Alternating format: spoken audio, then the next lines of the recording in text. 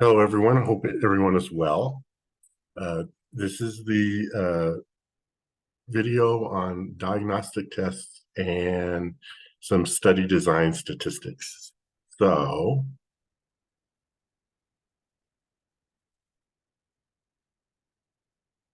let's look at a PowerPoint.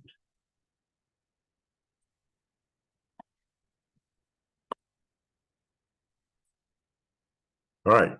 Um, that's the title of our talk today. Um, some of the objectives, we're going to learn some basics about diagnostic tests, talk about prevalence and how prevalence affects those statistics. And then we're also going to talk a little bit about odds ratios and risk ratios and interpret what those mean. All right, so to begin with diagnostic tests, this is definition. It's not a great definition, but basically what we're doing is we're looking for a condition or a disease or some sort of health problem whenever we do a diagnostic test. And here are some examples that are common in terms of what we use to diagnose disease. Here's the part that I want to focus on. It's a 2x2 table.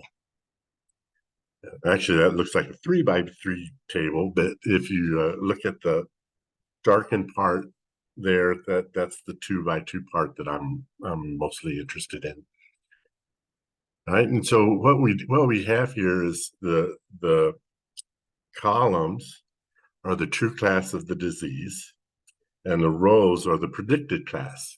Right. So if you have a new diagnostic test and you want to see whether how it performs, you're going to take some people with the disease and some people without the disease, run that diagnostic test on them, and then you're going to populate those four cells in there: true positive, true negative. The diagonals are the trues, right?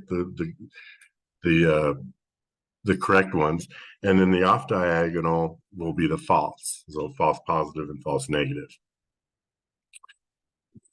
These values that are in the margins here, we're going to talk about a little here next, but I want you to note that I put the true class up here to define the columns, and I put the predicted class or the test result here to define the rows.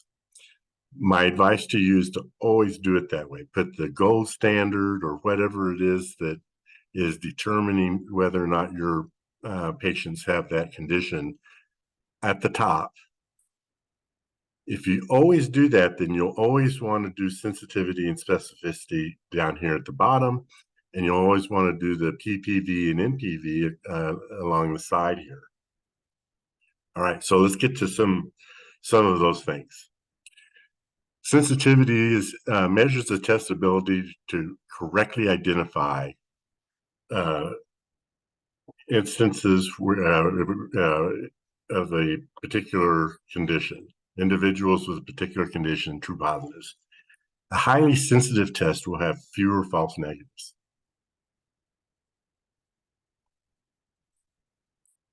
Okay, specificity measures the test's ability to correctly identify individuals without a particular condition or true negatives.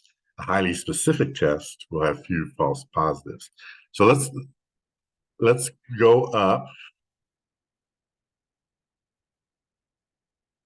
This is going back to our previous slide.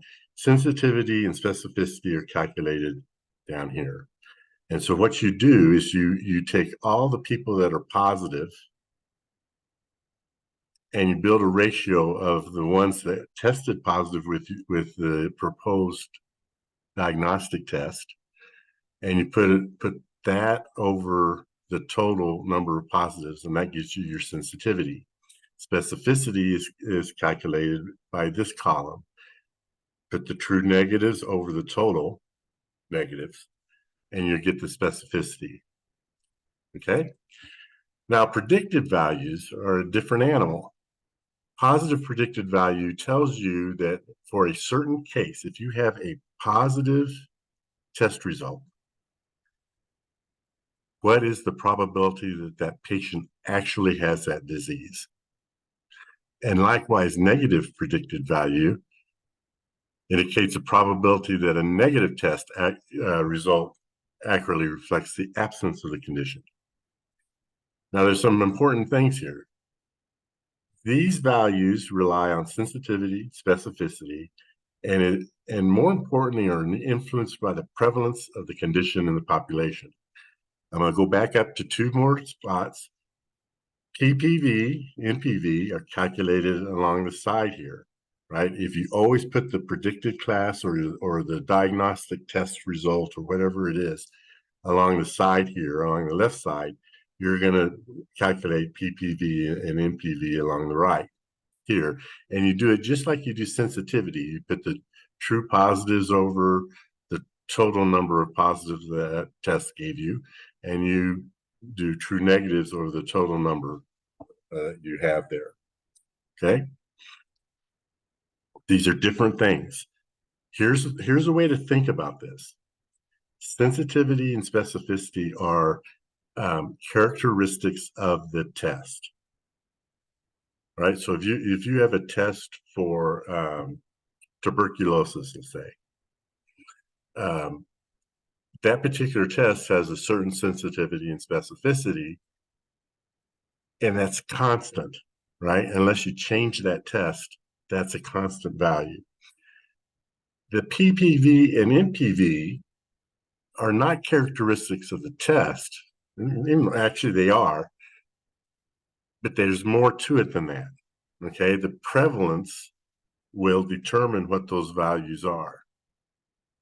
So I have an example. I mean, let's go through an example here. So the role of prevalence. So if we have high prevalence, right, a population where many individuals have that condition, the positive predicted value of the diagnostic test tends to be higher. Right? So think about this. If there are more people with that disease out there, it's a little easier for that test to correctly find them. Okay, there are more targets, right? Low prevalence is the opposite here. In populations where you have low prevalence of a condition, the positive predictor value tends to be lower. So if it's a rare disease, you tend to not trust a positive test result as much. Okay, and that should make a certain amount of sense. All right, so here's an example. And I'm going to do two examples, but I'm going to switch things up just a little bit in terms so you can see how prevalence works in this thing. All right, so here's an example. Now, I'm asking us to assume that we have a test, a diagnostic test, in which we have sensitivity is 90% and specificity is 95%. That's a pretty good test. Okay. You're going to miss some, but it's still, the numbers are decent. Now, what I've done is I've built a 2x2 table, but I presume that the disease has a 10% prevalence. So if you randomly select people out of a population, I'm just supposing that we're randomly sampling 1,000 people. We would expect 100 of those people to have that disease and 900 not. Okay, that's what 10% prevalence is going to give us. All right, so those the sensitivity and specificity will drive the numbers inside the 2x2 table. Okay, so 90 and 10 go here because we have 90% sensitivity. So we will detect, of those 100 people that are positive, we'll detect 90 of them on average. And likewise, the specificity of 95% kind of leads you here, right? There's 900 people without the disease. We're going to correctly identify 855 of them, which is 95% of 900. All right. So I've got these sensitivity and specificity. These are the ones we are assuming this. What we're going to do now is we're going to calculate the positive predicted value and the negative predicted value. So we're going to go cross here. And so we're going to calculate the PPV by going 90 over 135, sitting right here, 67%. All right. Likewise, the negative predicted value is 98.9%. It's going to be calculated by 855 divided by 865. All right. Well, what does 67% mean? That's going to be the important number here, because when you engage a patient who has fired positive on some sort of test, you need to be able to understand, what does that positive test mean? All right. So just for a randomly selected person, right? If they fire positive on this with this 10% prevalence, there's a 67% chance that they're actually positive. Okay. A little scary, right? We're going to miss as much. And part of that is the sensitivity is 90%, right? So we're not grabbing all of those positives. And the specificity, 95%, is also giving us some false positives here. Those are the false positives. All right, but 67%, that's okay. Now that probability does change if, for instance, you have a patient who is exhibiting all of the symptoms of tuberculosis, and they fired positive on a TB test. That's not a person at random, right? That's a person that probably has TB, right? All right, so let's change things up here a little bit. I want you to see how this changes. Only thing I'm changing here, well, besides the numbers, the total numbers, because I kind of had to. All I'm doing here is I'm changing the prevalence. Before it was 10%, now it's 1%. Nothing else has changed. The sensitivity and specificity are still 90, 95. So this time I'm taking 10,000 randomly selected people. And the reason I'm going up to 10,000 is because I reduced the prevalence, so that's going to reduce the number the percentage that are going to be positive in that population. All right, so 1% will be 100 and 9,900 out of that 10,000. These numbers are calculated with the sensitivity and specificity, 90% here, 95% there. And we're going to calculate the PPV and the NPV just like we did before. So the PPV, it's going to be 90 divided by 585. Those are the total number of positives that we had there. Look what happens there. 15% compared to 67% before. Again, right, if someone comes in with the symptoms of a disease and they fire positive, that's going to be it's a little different than just randomly selecting. But if this is just some sort of random screening thing, and so this person doesn't have any of the symptoms, it's only a 15% chance they really have that disease. Important to know. Now, this is with a disease of 1% prevalence. That's pretty prevalent, actually. Think of HIV, right? That prevalence is like 0.0001% or something like that, right? If you as a physician have a patient and they've taken an HIV test, the likelihood that they actually have HIV is very, very low. Again, unless they're showing some sort of autoimmune problems, and then you reconsider. But if they're not showing any symptoms, retest them, okay? Or get a better test. If you're using a cheap test, get a better test. All right, so that's diagnostic tests in a nutshell. Very important. Those are going to show up on your boards, step 1, level 1, in your end of your second year. So you're going to see me again next year when I'm reviewing all this stuff with you in preparation for those boards. So yay. All right.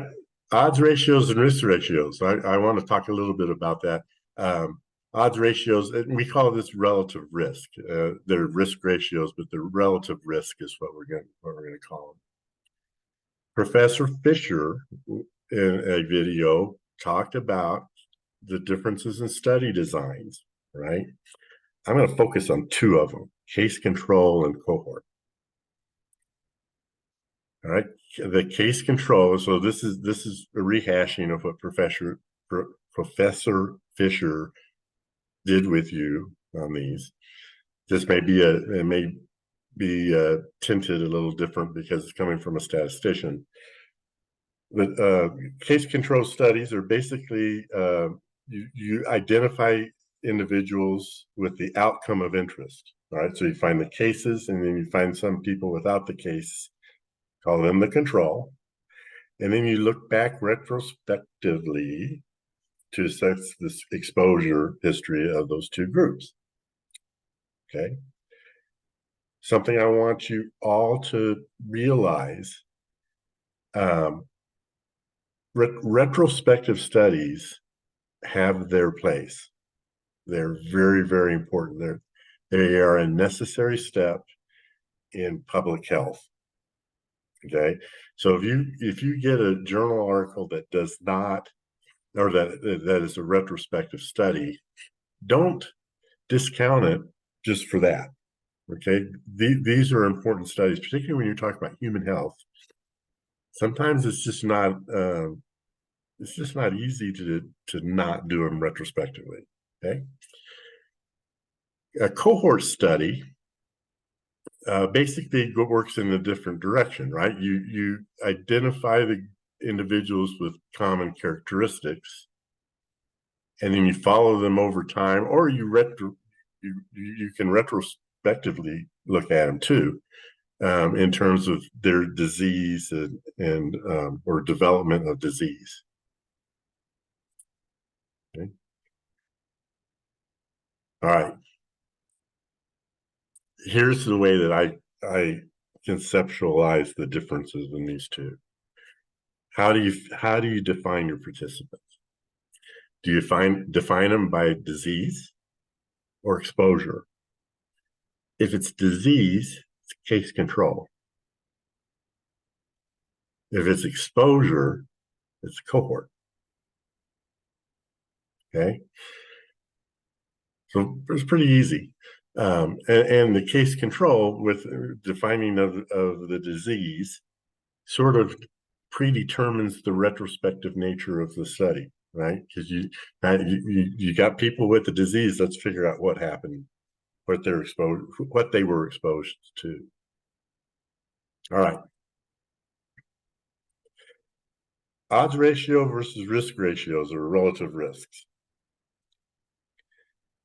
Case control studies talk about odds ratio. You talk about the odds that you had this behavior if you have a disease versus the odds that you had this behavior or exposure if you didn't have a disease. Okay. Cohort studies use relative risk. They also use hazard ratios too. You're running a special kind of model there. Don't worry about hazard ratios. We're not gonna ask about that. And your boards don't ask a lot about that either. Relative risk is the important one. Okay, and it measures the association between exposure and outcome. All right, so if you were exposed to X, you have a certain risk of this disease, as opposed to if you weren't exposed to X, you have a different risk for that disease. And so we build these ratios based upon that. If you need help remembering what goes with what, look at the next to the last letter in the study design. Cohort is R, relative risk.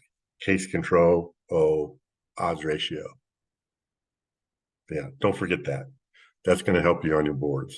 Because what they will ask you is, they'll describe some study, and if it's a cohort study, they're going to ask you what statistic you should report. It's a relative risk, right? Or if it's a case control, it's odds ratio.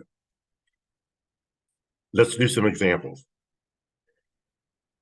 Smoking and lung cancer. This one is a big one, because back in the late 50s and early 60s, we were trying to figure out if there was a relationship between smoking and lung cancer. And other than the common sense thing of inhaling toxic smoke into your lungs, there was no real connection to lung cancer. Right. So what they did is they did case controls to figure out this relationship. So in this particular case, I mean, I'm running just a made up example here, but this is basically what researchers did back in the late 50s to establish that connection between smoking and lung cancer. So we're going to have 200 patients, lung cancer patients, and 200 patients without, or individuals without lung cancer. Now, a lot of times what people will do in these case control kind of studies is they'll try to match, right? The cases are usually just, you find the cases, then you go with it. The controls are a little easier to find because it's a lot easier to find someone without lung cancer than with it, right? So a lot of times what they'll try to do is they'll try to match the individuals with demographics that might serve as a confounding variable, right? So this study, I would think, you probably want to match age, right? You don't want all your lung cancer patients to be in the 80s and all the controls in their 20s. That one ain't going to work, right? That's so you might match age, you might match gender, you might match social economic status, all sorts of things that you might worry about. There might be other issues there, like whether or not they are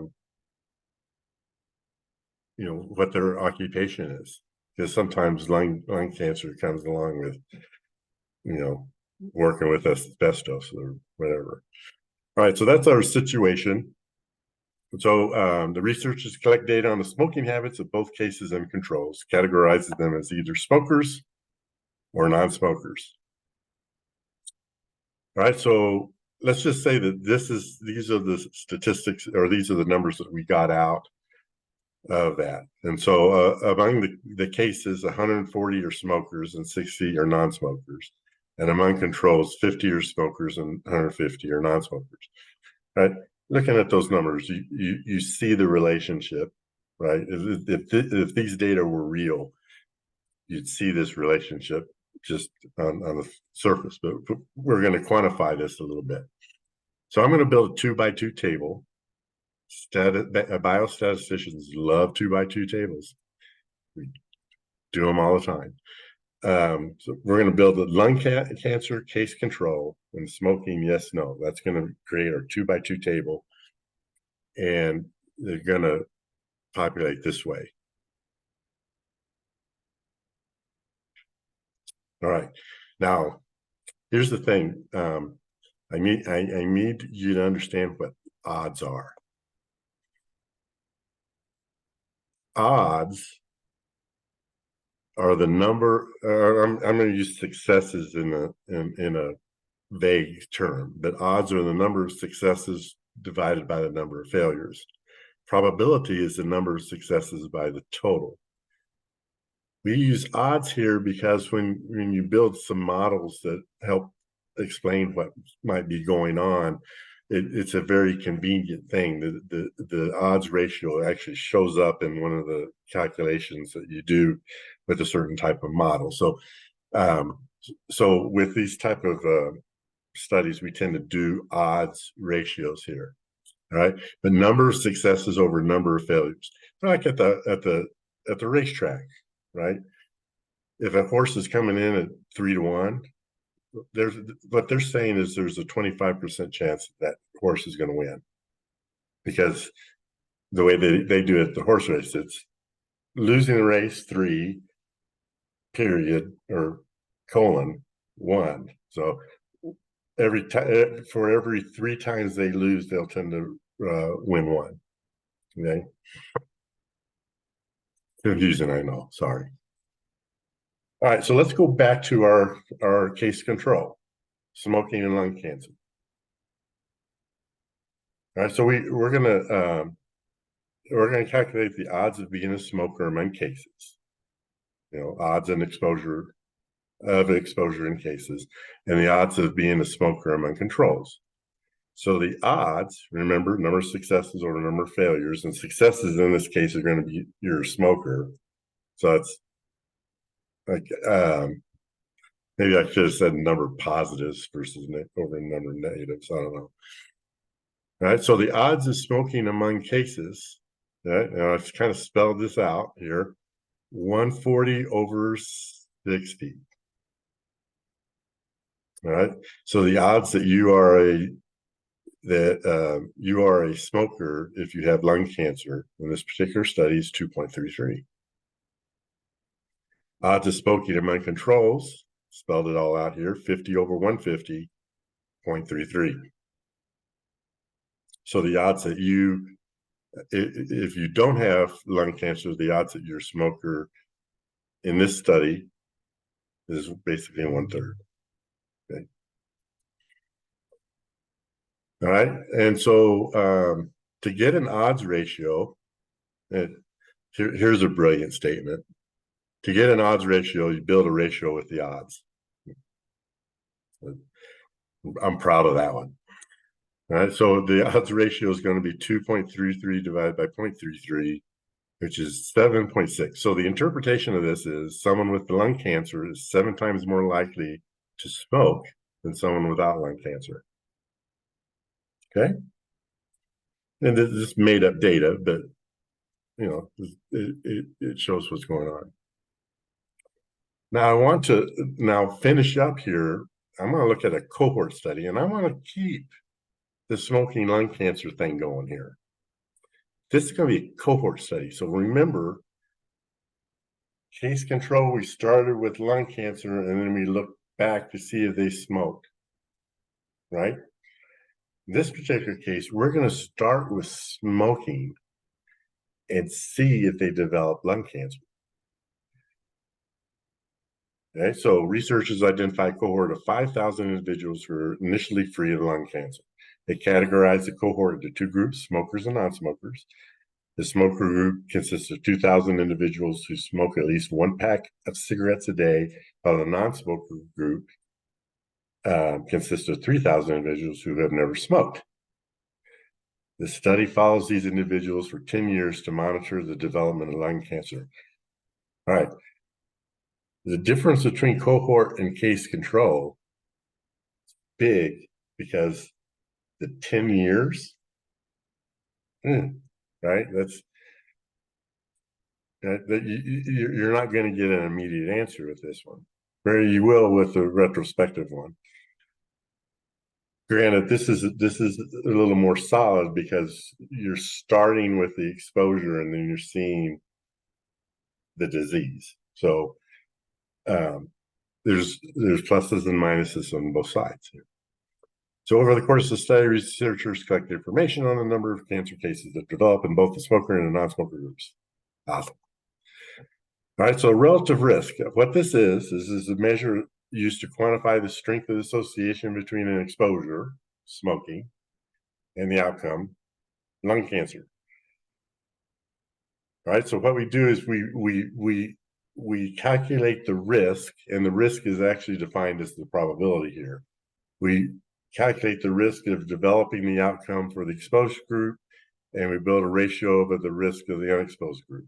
Okay, so here's the formula. It's in It's in bold here, risk of exposed group, risk of unexposed group. And here's our data. So let's say the data tell us this.